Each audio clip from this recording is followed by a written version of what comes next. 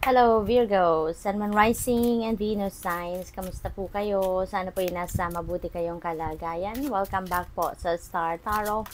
Kung bago kayo dito, welcome din kayo. Thank you sa inyong support. I truly appreciate it. God bless you all. Virgo, may kasalang magaganap. Maaring kayo ang ikakasal. Kung hindi man, baka maiimbitahan lang kayo sa isang kasalan or probably business partnership ito, Virgo, no? Maaring this is business partnership na papasukin ng iba sa inyo. What else? We have number 12. Napakaganda naman. Tignan ninyo agad-agad. Synchronicity agad-agad ito. So, number 12 becomes number 3 kasi 1 plus 2 is 3 and this is 3. So, this is number 33 which is a master number. So, I suggest po, please look up for the meaning of master number 33 for more guidance po, for more inspiration, for more insights, no? Paki-google po kung anong ibig sabihin yan dahil marami pa kayong mababasa dyan, malalaman na makakatulong sa inyong sitwasyon. Privileged lady energy po is a very prosperous and abundant energy. Kaya most likely, meron ditong paparating sa inyo na opportunity na pagkakaperahan or opportunity na maghahatid sa inyo ng prosperity and abundance, financial freedom, financial comfort, yung ganon, ano? So, good luck po. We have number 35, pathway. Meron kayong bagong path na tatahakin sa ngayon. This is a new endeavor siguro. This is something different, no, na gagawin ninyo sa ngayon.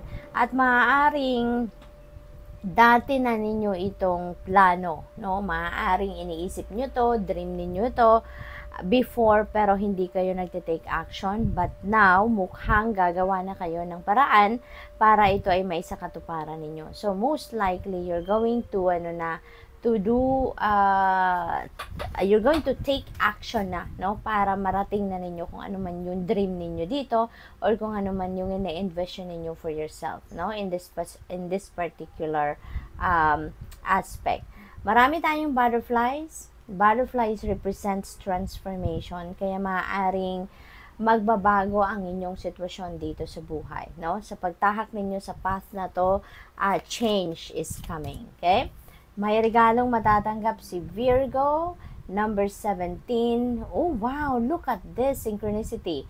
Number 17 becomes number 8 kasi 1 plus 7 is 8. At tapos dito sa 35, 3 plus 5 is 8 din. So, meron tayong 33 dito at meron tayong number 88 dito. So, napakaganda. Napakaswerte talaga ninyo sa ngayon, Virgo. So, this is number 88. So, I suggest po, pakitignan din po ninyo yan. Bali, dalawa na. Number 33 and number 88. At ang number 8 po, that represents material success, financial success, infinity. Walang katapusan, walang hanggan. Diba? Napakaganda. So, pakitignan din po ninyo yan, ano, for more guidance po. Gift, makakatanggap kayo dito ng material na bagay. Maaaring this is such a precious gift para sa iyo or precious gift ito para doon sa magbibigay sa inyo. Posible din na hindi ito material na bagay. Para sa iba, maaaring ito ay non-tangible gift.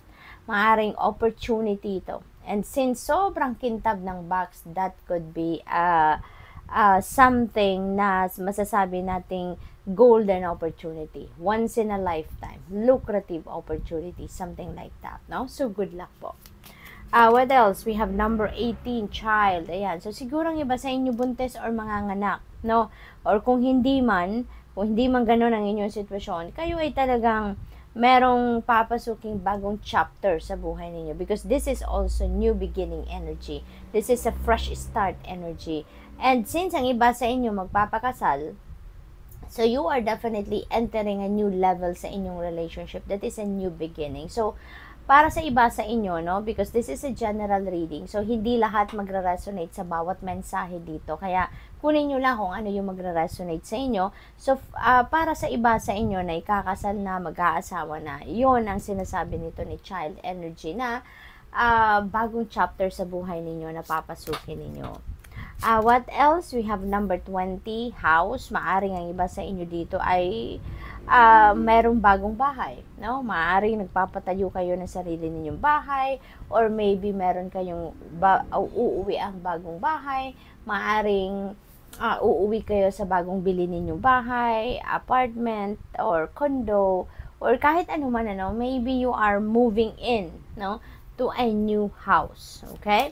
What else? Wow, Virgo, napakaganda naman. Meron tayong prosperity and abundance energy sa privileged lady, at meron tayong sudden wealth. So, meron ditong windfall of money na parating, Virgo. Hindi ninyo ito inaasahang pera. You don't know, di ba, kung kailan ito dadating. Pero merong biglang dadating. Merong perang papasok, no, sa inyo at this time. At this is another synchronicity po. This is number 11. Number 11 is a very highly spiritual number. A master number din yan. So I suggest po, please look up for the meaning of number 11. No? Master number 11 for more guidance. At saka meron tayong 777. This is an angel number 777 po for more guidance. Pakitignan din po ninyo. Siguro yung mga numbers na to is very significant din po para sa inyo. Kaya maraming synchronicities din dito. Marami pang impormasyon ang gustong malaman ninyo, no? Galing sa universe. So, this is sudden wealth. Maaari din na panalo ninyo ito. This could be a winning, no? This could be a win sa mga game of chance, no? Sa lottery, ang tawag dito, sa slot machine, kung naglalaro kayo niyan, or siguro sa STL, or siguro raffle, mga ganon, no? So, it could come from different sources, no? But definitely, this is a windfall of money. Hindi ito galing sa pinagtrabahuan ninyo. Hindi ito galing na pera sa hard work ninyo, no? Hindi ito galing sa trabaho.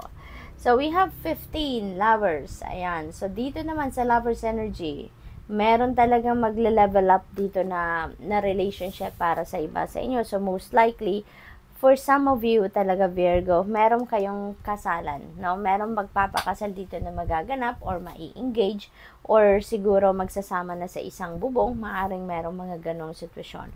Or for others of you, siguro, in terms of relationship, kung bago kayo, siguro, papasok kayo sa isang bagong love and romantic relationship na sa ngayon. Maaring magkaka-boyfriend na kayo, magkaka-girlfriend na kayo, no? So, maaaring ganon ang ganap.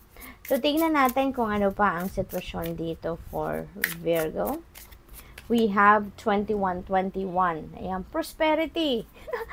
Yan ang first word. So, talaga naman, Virgo, swerte-swerte ninyo ngayon pagdating sa pera. Makakaluwag-luwag na kayo sa pera sa ngayon. So, let's claim it. Okay? Let's claim it, and let's align our energies with this prosperity and abundance. Sabi dito, that day you're waiting for will come. Ito na, matagal na ninyo itong hinihintay na pagkakataon na magiging maluwag na kayo sa pera, magiging masaya na kayo sa love life, yung ganon. So, maintain discipline. You're getting closer to your end goal. There's no need to overextend yourself. At saka, guard your energy to remain focused. Okay? Huwag ninyong hayaan na may mga distractions na makasingit dyan, no? Focus kayo sa kung ano man ang mga ginagawa ninyo sa ngayon. At it will pay off. It's a climb, not an elevator ride. Yan. So, parang nire-remind lang kayo dito na lahat ng sitwasyon sa buhay, kailangan natin pag-effortan. No? Walang shortcut sa kahit anumang bagay. So, good luck. That's all I have for you for today. Thank you for watching. Love and light. Namaste.